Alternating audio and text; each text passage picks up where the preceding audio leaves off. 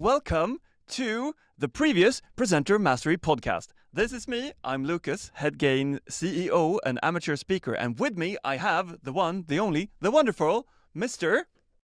Alexander Grabner Yarknug. Nah, it's not Jarling, it's Yarknug. Usually my gamer friends call me Yarknug, but yeah, it's Yarling. Yeah, speaker coach for your assistant, co-founder of SpeakerX, and just a freaking nerd when it comes to communication. Nerd! This is going to be a fun podcast. We're going to talk about public speaking, speaking in general, giving you tips, giving you ideas, but also making sure that you have a good time. Because I honestly think that the overall seriousness of things, it's just over. I just want to have a good time. And the overall, is there one goal? Yes, I have one goal. To be very honest, it is get you inside of our community, because in our communities, we have multiple, we just have fun. We have one called the public speaking community, which is just about speaking. Party about speaking. Basically, come in, share your story, have fun. We have the Speaking Blueprint, which is the gym, the training grounds, where you come in, you get advice from Alex, you get his feedback, you get me jumping around, playing with stuff. And just so happens, last week, I created a new app. Really fun. If you haven't tried it, you try Lovable. Such a wonderful, fun thing to do. It can create a website, it can create an app, it can create whatever you want, and you don't even have to be a coder, because I know nothing about coding. But still, yet you pulled off really a rabbit in the hat with a bat. Oh, yes. And it's so funny because, and we sat before this call and just, okay, what are we talking about today? And I said, you know what? We're going to talk about filler sounds. Filler sounds being the number one thing that people use when speaking for some reason. Number uno. Alex, why do people use filler sounds? Why do people use, why people use filler sounds? Or why Yes. do people? People use People use filler sounds of several different reasons. I would say first one is they're thinking. They're thinking so much about what to say. The second thing is that they don't like the quietness. The third thing might be that they're lying, literally lying to somebody else. It can be that they are super nervous. It can be that they're strategically thinking. Again, thinking is one of those things that truly is the. Did your mind go to the thinking when No. Tom Hanks? No. Okay, cool. Anyway, the either way, there are so many different reasons, but it's always a personal reason for it. So either it is the three things that I've come down to that really makes people have filler sounds are that they have no idea what they're saying or want to say, so they're thinking about what to say, or they're super duper mega nervous, or they're very intimidated by that silence. Because somebody somewhere down the line when they were working in maybe their corporate rounds or in school, as soon as they had a pause, somebody came in and interrupted them. And that's why they're so, they're fearing that, they're really dreading that. So that's better to just have a, that's a really good question. So I'm thinking. Yeah, what are the most common filler sounds that you hear? Depending, it's very cultural. It is very cultural. It's very dialectal. Is it that like it comes down to the dialect? For instance, here in Sweden, up in the mid Swedes, we are talking the ones that think that they speak the correct Swedish, Stockholm, and the middle area of Sweden. I'm from Scania, so I'm allowed to say this. The classical one is so it's more of a E and then a H. E-H. If you go down south, you have the which is A with two dots on top of it, and then you have the H. Then you have the UHM, the EHM, the UUUUHM. You have the and then you have the my personal favorite one is the smacking one. That's a classic. I have this when I start a sentence. I know I have this tick. Especially when I record a video. The smacking sound, yeah, but with your tongue is going up on your upper. Yes, just behind a little click, just behind the teeth. That's and sound. It's horrible, Especially when I listen back to a recording of myself. So the listeners are now going to start doing what people normally do. They have a piece of paper in front of them and they have a pen, and then they go, "Oh, Lucas just said, and there's one little," then they draw a little line and they keep on doing that. That is the cool thing with filler sounds. They literally make people just forget whatever you're sharing, take down the credibility, and also making you, their attention is vamos. It's just gone. Never comes back either. Yeah. I think maybe it has to be more protruding more often, like the frequency of the filler sound. Really? I'm sick. I have a disease. I know this is not good to say, but I have a disease. I'm allergic. I get allergic reactions. Literally, I have hard times breathing. My eyes are tearing up, and I need to blow my nose every 5 minutes whenever I hear the filler sounds come in more than 2 times in a discussion. It's David's fault. The guy we've been working with for the last decade. It's his fault. I feel like I can't talk right now. I know that's the fun fact there is a very fun fact. A couple of it wasn't very long ago when I went to a training, and we're going to be there for a little while. It was like a workshop, and they were supposed to present something for me or for each other or towards each other, and I was just walking around. I was just pacing around, and I remember back in the day when I was doing that training. We're talking almost 16 years ago, and I remember when David was walking around, how intimidating that was. And I had the same, and this. Don't get me wrong, it felt like that empowerment was on me now, because as I was walking around, the women and men, they were looking at me and like, "This is stuff it. Just go away. Just go away. We don't want you here. Just go away. Don't listen to me. I'm messing up now because you're here. You're here." I'm like, I'm just walking around, minding my own business. I wasn't minding my own business. I was listening in if there was any filler sounds, but still, I did that intimidation. I didn't want to create that, and I never set up anything. And David didn't do the same thing. He never set up anything. It was just like when he was walking around and he was just looking. I went to foghorn on a misty day, right? Yeah. Okay, so we have a couple of different filler sounds. You say it's dialectual? Is that? It's different in Sweden based on north and south. What are the most common filler sounds outside of Sweden? If you go North America, also down south, it's UHM. And it's really built in. I remember we had a conversation with someone, but it kind of fitted in. It was like it's not even a sound anymore. It's like this big word. We're basing out of what we have conducted at the 110 Steps of Excellent Communication, where we have 3 of those noises categorized. We have elongated vowels. So I think, you want to extend the vowels. Then you have the filler sounds, and then you have the filler words. Yeah. Like, sorta, kinda, Yeah. The thing is, you can use them in a correct way for dramaturgical effect. The only thing what happens then, Lucas, is that then people just see you as human being. But that is when you make a conscious decision of having that dramatization to the answer of a question. That's super interesting. So is there a point where a person has removed all of their filler sounds to the point of being, so to say, perfect, quotation mark? Yeah. And if they are that, what happens? So they sound confident, but also disconnected? Yes, exactly. There's a discorrelation between those two. You sound extremely confident and nothing is questionable. But at the same time, you totally disconnect to what we say is present and authentic. Yeah.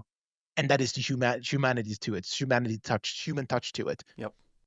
So, but it's a big difference. And I've even had people that I coached who had almost reached that perfection where they have no filler sounds. And I listen to them like, there is something, we need to put something human back on. You're using your body language, but it's your voice. Can you just, in this sentence right here, can you just add in right there? And they do it, and we're like, "Oh yeah, you're a human being. You're not perfect. Thank you very much."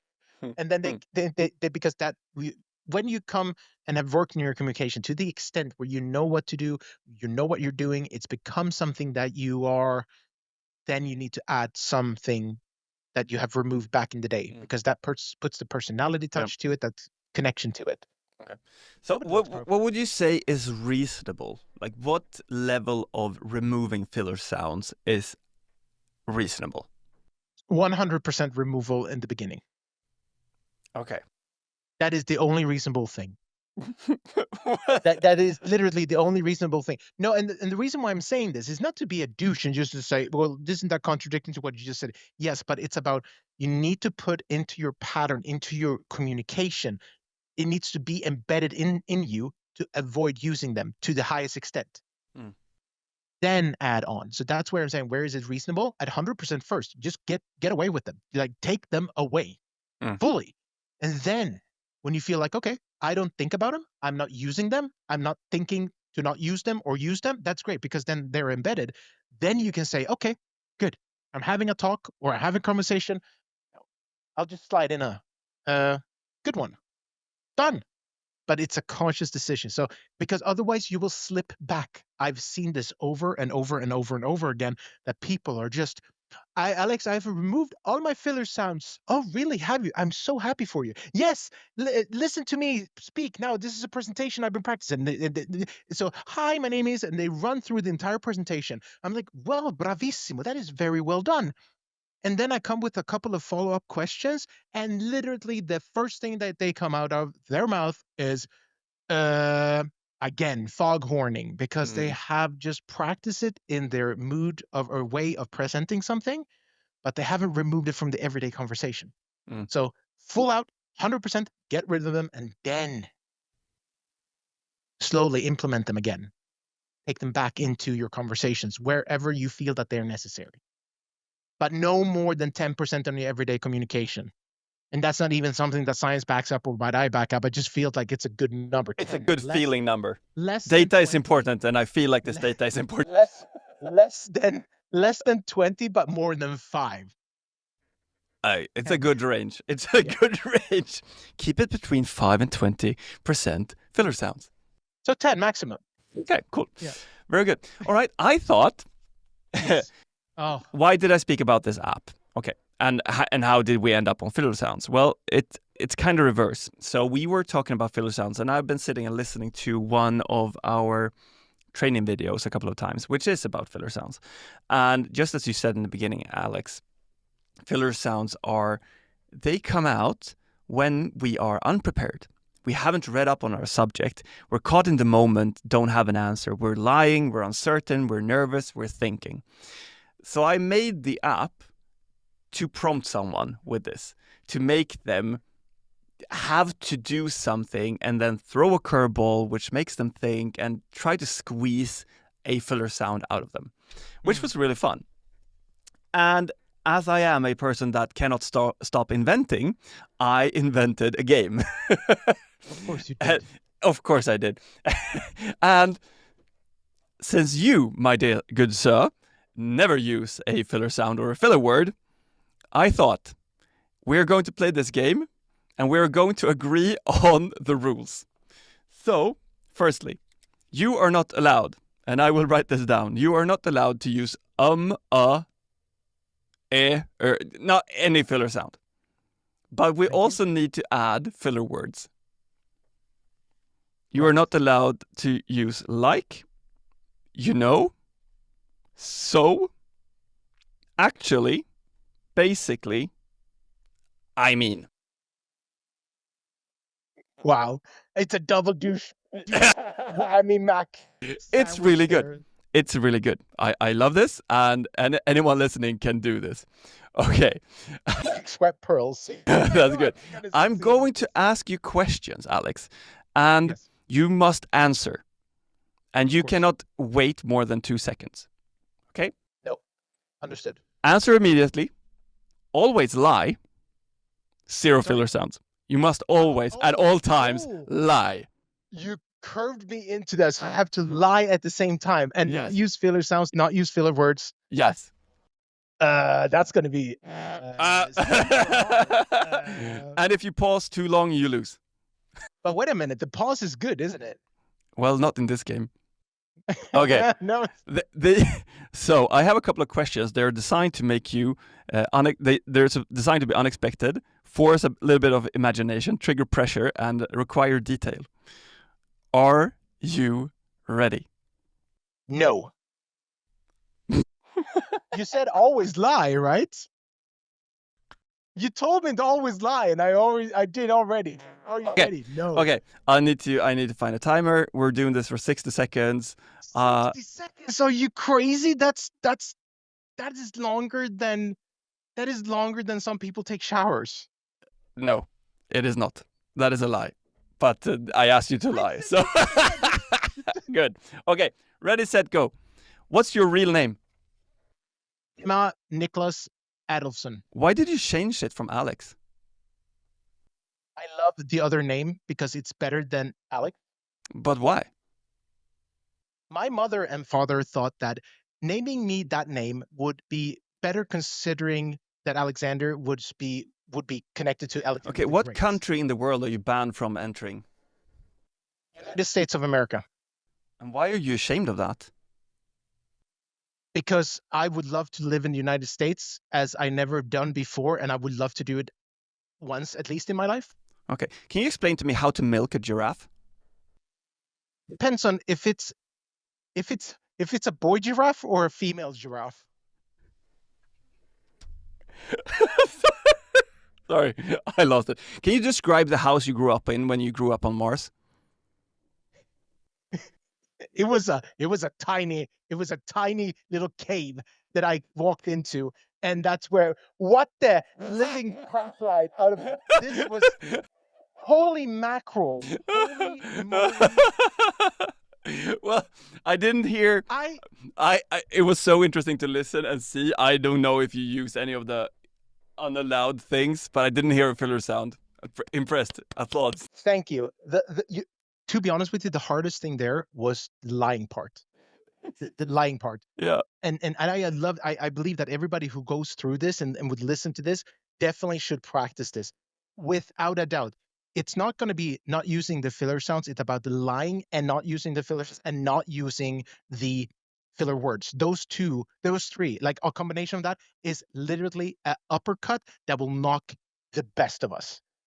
That was so hard. I'm like, United States of America. I used to live in the States. I have nothing. I have nothing that I'm not even banned there, and it feels like I need to explain myself. Yeah. What did I say? What was my name? I don't even remember.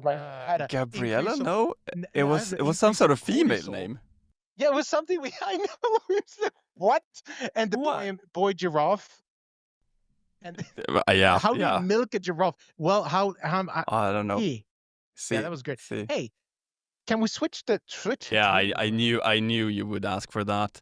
Hold on, I'll send you over. We have a new Google Chat thingy. I'll send you the horrible questions that I've devised.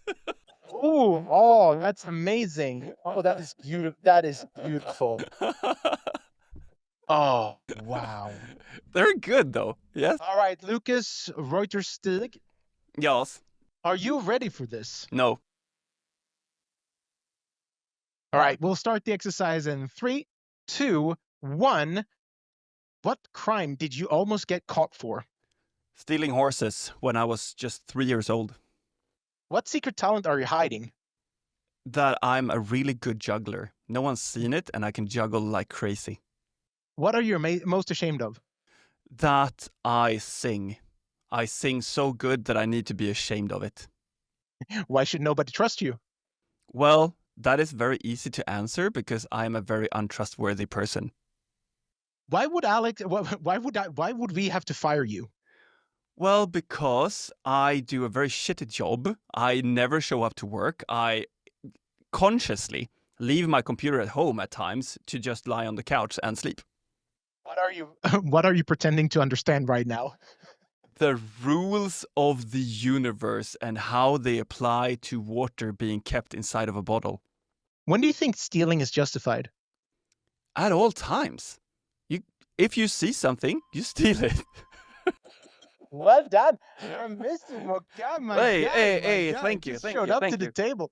How did that make you feel? It was fun. This actually. Oh, oh, oh! Ah, oh! Whoa! Just after time over. This reminded me of a game that they run on one of the Swedish Sweden radio. Yep. So P3, I think it's called. And they run a game where they have a bunch of questions and you have to answer wrong, but it needs to sound credible. Have you heard that? Yes, I think so. They ask you what color is banana. Yes, And you're correct. And you have supposed to to say blue. black. Yeah. Black or Mhm. green or whatever. But oh Yep. no, green could be right. Either way, yes, that game. I used to listen to a lot of radio when we were working out in the manor Yep. because it was just such a long car ride there and back, 45 minutes each way. And when there was a competition, I dialed in one day. Call this number if you want to be part of the game. So I did. And I was almost home. I don't know why I did it. And they put me through. So suddenly I'm on radio and need to stop my car because I can't. I'm breaking all of the rules. And I had to play that game. And I think, so when you're asking me how did it feel, it felt like revenge. Because I bombed when I was on radio. Oh, you did? Yeah, Oh, you I took did. too long Oh. thinking because you only had 60 seconds and you had to answer as many as possible. And I was too Gotcha. slow, so I only got through like 7. And the win, I had to beat 10 or 11 or something. So yeah, revenge. Okay. A long. Yeah, very well done. Very well executed. That was a Extremely ABCDO bounce a answer into a story. Yeah, boom, bam. Hey. Storytelling. That is a topic that we'll discuss later in this podcast. Not today. 100%. We'll do Yes. we'll do some sort of storytelling game. I think this was really fun. It was. There is one thing, you are totally unprepared for this, Alex, but before we round off, I have a reminder in my head which is going off. It's a bell, and I'm going to put you on the spot, but I think you can do it. Okay?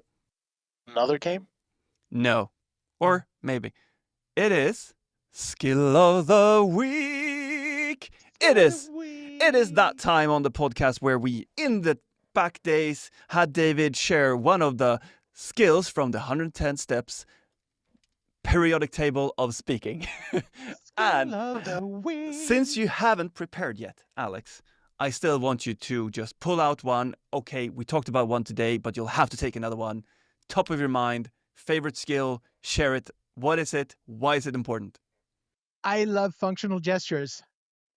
Hey. Skill number 44. I think if you would ask clients that I've been working with, both from the old Presenter Mastery, also in the Blueprint, the new program that we're running, it is the thing that I nag people about, like, you need to better up your functional gestures. And you go like, what is functional gestures? Functional gestures, ladies and gentlemen, and people are listening around the globe, hopefully, functional gesture is whatever word comes out of your mouth, exemplified with your hands. Da-da-da-da-da-da. And now you're going, Alex, but I'm watching this, or I'm listening to this. I can't see you. Well, either when you jump into the YouTube channel and you click subscribe and like, and you watch this episode, but ding, ding, ding, or you do this, you listen into this. How can you practice this? Well, it's super, super simple. It's about expanding your horizon. It's about expanding your creativity part of your brain. So when I say if something is big and if something is growing, how would you exemplify this? I'm going to do this. I'm putting my hands in front of my face and I'm expanding them. Left is going to left, right is going to right, and it's just growing, and then I'm stopping. That is something that is growing. Something that is shrinking is the opposite. My hands left and right are shrinking towards the center of my face. See, as soon as I'm saying growing, I'm doing the gesture, and I'm shrinking, doing the gesture again. The practice that you need to do and convey within a safe environment, so either at your workspace or at home with your kids, if you have them, it's really fun. Yeah, I do it usually with Bosse, my dog. He doesn't understand so much, but he kind of looks and he wags his tails. I think hopefully he gets a little bit of the message. But whenever you're describing a situation, you should just overdo the gestures. I want you to describe, showing. If there's a window, somebody asks you, hey, how was your weekend? And you said, you know what? I was looking through the window, and then just draw a window in front of you, that is using functional gesture, specifically a skill called drawing. So I say the skill of the week is using functional gestures, meaning that you clarify, you increase visualization, people get more immersed into what it is that you're sharing them, but close the attention to the following words. They need to be functional and not repetitive. Because if they're repetitive, meaning what I'm doing right now, and for the ones who's listening, I am going in the tumble dryer effect. That means that I'm right now talking, and I'm talking about different things. I can talk about Apple up here, and my hands are just waving around like they don't care, and there's no function to it. Some people say that that's functionality. They're using a bunch of gestures. I say, they aren't. So you need to be amping up the game, practicing a safe environment for 2 weeks, over explaining things. Then the result is going to be that you're going to be feng shui in your soul, in your mind, with your body language. And you will be describing things so people look at you, go, I never understood you had it in you. That is so clear. Nothing is misunderstood. That was Skill of the Week. Skill of the week. Love it. Thank you, Alex. And thank you for showing up. Thank you to you who is listening right now. And we'd love to see you. Come on in. Where should they go, Alex? The public speaking community, which is at school.com/beginner. I think. Or if you say, hey, Alex, and Lucas, I feel that I want to take the next step, you jump into the thing that I'm hosting and having together with Lucas, and that is www.school.com/speak. And then that's the speaking blueprint. Also, what is it that we're having? I know this is sounding like I'm commercializing this. We have SpeakerX coming up in a week, and like very soon. Yes. We have SpeakerX. And what, Lucas, before we say arrivederci tutti, what is SpeakerX, and how can people find out more? SpeakerX is the latest project that me and Alex thought out. We were given the opportunity to run this company for a year, and we said, okay, what can we do, and what are people really in need of? And when we thought about it, and specifically from a public speaking standpoint, we said, okay, if you want to become a public speaker, you need 3 things. You need a signature talk, something that is specific to you that you can deliver in under 10 minutes. Anytime someone asks, hey, can you come up on the stage? You can say, I can, confidently, because you got that in the bag. Secondly, what you need is deliver that. You need an audience to deliver it. The main problem for someone that is interested in becoming a public speaker is they don't have a talk and they don't have an audience. So in SpeakerX, we help you. We build you that signature talk together with you over a 6-week period, and then we make sure that you get on a stage in front of live people delivering it. And then thirdly, lastly, most importantly, what you need is your signature talk delivered in front of a live audience, and you need a professional, proper recording of that talk. And all of these 3 things are included in SpeakerX. And we're doing our first, we've done this as a project. Our first cohort started 2nd week of January, and we're closing up to end of February. And when we're talking, at time of recording, we are 12 days out of the finale, which will be here in Västerås in Sweden. And it's super exciting. And we are already setting up and close to full for our cohort 2 starting in March. Super cool. Very fun project. Very exciting. Super exciting. I mean, the privilege, we said we were closing remarks, but the privilege of sitting and listening to 10 people sharing life stories and building out their talks, that has been the most giving thing that I've done in the past years. So when I say I'm excited about it, I mean it truly. I don't lie. I live with my feelings on the outside of my body. And on that closing remarks, I will say not back to the studio, but thank you so much for listening into this podcast together with myself, Mr. Alexander Grebner Yarknug, and Jarlung. It's Jarlung, just to everybody. And on that side, you're over here. Hey, Lucas Reuterstig. Thank you. Super appreciated that you listened. Have an awesome day. Take care. Bye-bye. Bye, arrivederci tutti.